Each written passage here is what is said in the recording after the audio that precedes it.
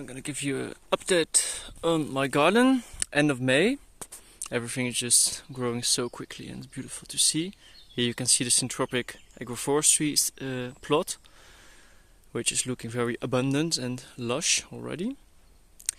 And here is my first vegetable garden, which is also doing great, with bell peppers over there, salad mixture mesclun, arugula that's flowering. I have to get rid of it, but I already planted my zucchini over there in between, so there's a protected area to establish. Basil, broccoli, more salad, more arugula, and this is my kale bed. I'm very happy with it because I love kale. I have normal kale and purple kale. Here you can see some more purple kale. Oh, and this is cauliflower. You can see the nice cauliflower over there. First one. Some carrots, some beets that didn't really germinate as I planned. Some onions and some strawberries. So yeah, very good example of intercropping, basically. So different cultures next to each other. Then inside my greenhouse I just planted my purple sweet potato. There you see 3 rows of them. And they are hopefully going to survive because it will be very warm in the greenhouse. But as they are tropical plants, they should do fine. This is my dog. Now I'm going to show you my tomato and eggplant area, which is over there. Oh, here, by the way, let's do this first. This is another small garden I have, but this is the worst garden here. Things don't really grow very well. For example, look at this. I planted those Swiss chard plants in this bed at the same moment, but the ones over there, they are much taller than the ones over here. I think it might be the shade, because here, as you can see, it's 10, 15 and there's still shade. Maybe, not really sure, but I've always had problems with this garden. I have some strawberries here that seem to do fine, some onions, some mint, and there I planted parsley, which is also growing well. And here very small kale plants. And let's go to my tomato and zucchini and eggplant area, which is really doing very good, very nice. And what I did, I planted those crops beginning of May, and now we're 3 weeks further more or less, and they start to grow.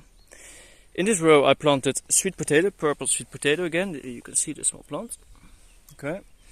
Then there's a row of zucchini, and I just finished putting organic material. Those are partially decomposed wood chips, and I put them around every plant, which is gonna feed the soil and keep some of the humidity.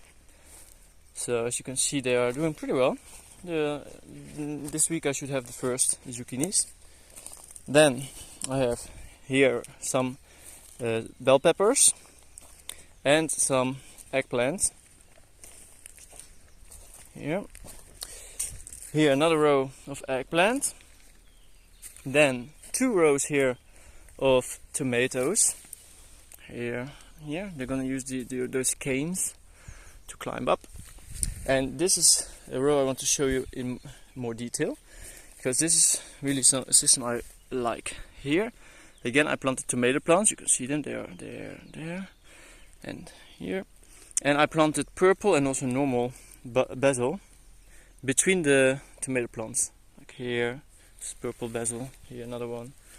And it's the same pattern more or less everywhere, and they go hand in hand with each other very well.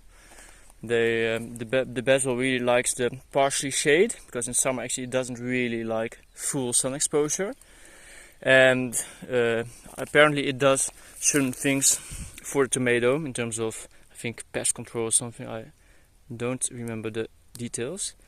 And now I'm in the process, as you can see, of trimming of the tomato.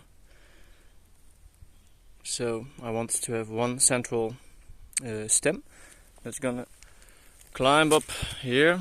It gets really tall, and soon. I still have some salads left over that spontaneously grew there, and I also have some cucumber here in the same row with tomatoes. So yeah, I hope everything goes well, because this is already the 4th year in a row to grow tomatoes here, and normally this is really not recommended, because you basically increase the risk of fungal diseases, especially. Last year I had quite some fungal disease, but I thought it was mainly due to the weather, because we had lots of rain in June. But yeah, let's see how it goes. The problem is I can't really I can't take these canes and these, especially these, well, I don't know what material this is, not iron, but these other support things, I can't really take them out, because they will just break. So that's why I didn't move the tomatoes this year. Here, by the way, you can see the food forest area, which looks pretty cool from here. It's Polonia trees, and in a few moments I'm going to show you some of the pruning I just did, to show you the principles of agroforestry and syntropic agroforestry. Just before, I'm going to show you this area with tomatoes planted here, and I just put some wood chips around it.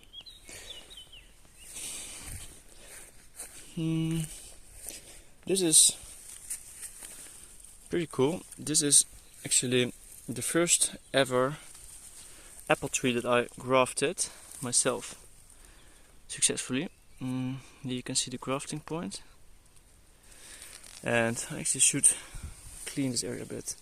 So it's pretty cool, and I'm actually really excited about the apples, because this year I'm gonna have quite some apples. I've checked the trees, and I'm gonna show you in a moment that there are quite some apples coming. Here you see potato. So this is an agroforestry, an alley cropping system. Between the rows of trees I grow potatoes. And what I just did is, here we have this kind of nitrogen fixing bush that's almost done flowering. And I just cut off some of the branches, because they were really getting into the alley. And I put them around this pomegranate tree, or shrub. There you can see it. So it's gonna fertilize this tree.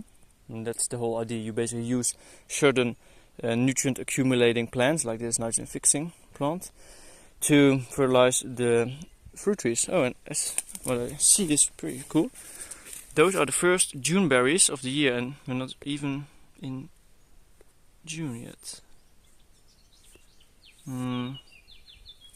So this one actually is ripe, I think. I tried to zoom in a bit more, but failing. Yeah, anyway, I'm gonna try and taste it. Oh yeah, it's ripe.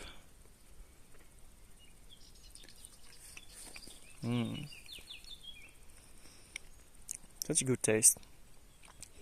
This really is one of the best fruit trees that many people haven't heard about, in my opinion. And yeah, here I can show you some of the apples. Like, for example, over here. If it wants to zoom, yes, no. Voila. There you go. First apple. And in this row, here by the way, you have some asparagus, which is really cool. And here you see a Polonia tree. I'm gonna step away in a moment. And you can see I just cut off, well, I broke actually, I didn't have my saw, so I just broke it off. And there too, some of its side branches, because they were actually creating a lot of shade here in this this height. And the reason why I did this is because the sun rises around there and then it moves like this. So in early morning, I actually want to have I want those potatoes here to have sun. And the thing is, if you have low hanging branches, it will block the early morning sun. And I only wanted to block the afternoon sun, so that's why I basically let them grow in the form of an umbrella. Let me show you from a bit further away. So yeah, there were branches there and there, and as the sun comes from that direction behind me, more or less in the morning, it would block, and there was a lot of shade for the tomatoes, or for the potatoes, sorry. So I removed them, as you can see here, and now I'm gonna chop them up into smaller pieces, and I'm gonna layer them around some of the fruit trees, for example. Like for example this apple tree here. This also has different or several apples, tiny ones. Here you can see it, yes. So yeah, let's hope for the best, because often they fall out and there are insects, of course, attacking them. So I hope I can taste some of my apples this year. This is also a very interesting area of the garden, which is really a green wall. What we see here is cherry, Polonia that I coppiced last winter, I think. It's coming up again. Polonia with kiwi berry or hardy kiwi that's climbing into the tree. And here you can see the flowers. They are just done flowering, if we can zoom in on them. Yes, they're just done. And I think I'm gonna get some kiwi berries this year. Last year I had 3, something like that. Another Polonia. Oh yeah, this is actually I think my best apple. I'm gonna try to show you. It's here. Here you can see there are actually really lots of apples in this tree. So I'm excited to taste them, hopefully. And what's also funny to see is that the kiwi berry is climbing into this apple. So it's getting really permaculture wild. Another Polonia tree and a cherry. Yeah, and now I'm gonna show you from above how this system looks like. Oh yeah, here by the way I planted 3 rows of purple corn. It's popcorn actually, and you can also make it into flour. Those are, yeah, I always forget the name, kind of bush cherry, Prunus tomentosa. So not really like tree-like cherries. And this is the area that I just showed you, seen from above. I really like this view of the mountain behind. And oh yeah, here I can show you something too. This is where I grow lots of berries. So here you have black currants. There's a row of black currants. And here's a row of gooseberries.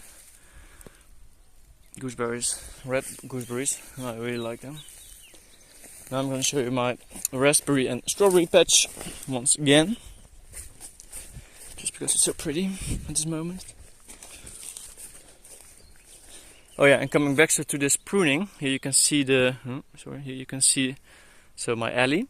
It's really important to prune whenever you think there's too much shade. Like you can see this area here is really shady, and I can see also some issues that arise from it.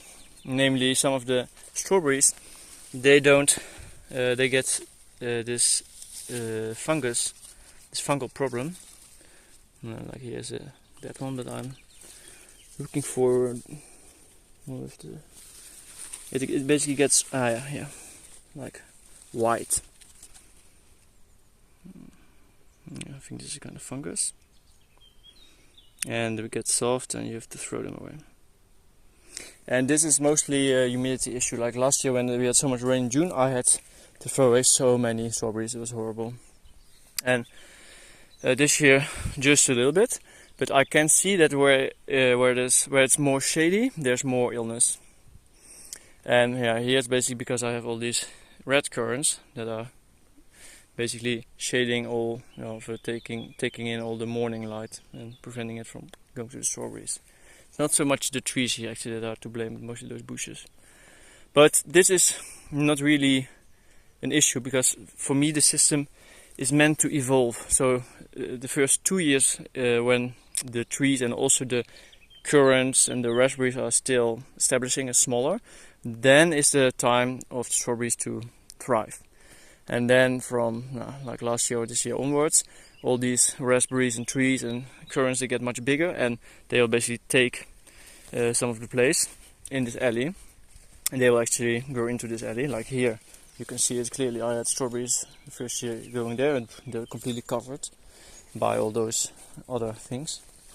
And this is not a problem, this is this is what I like about syntropic agriculture, this evolution point of view. Basically, you always have to consider this temporal element too of the systems you're working with.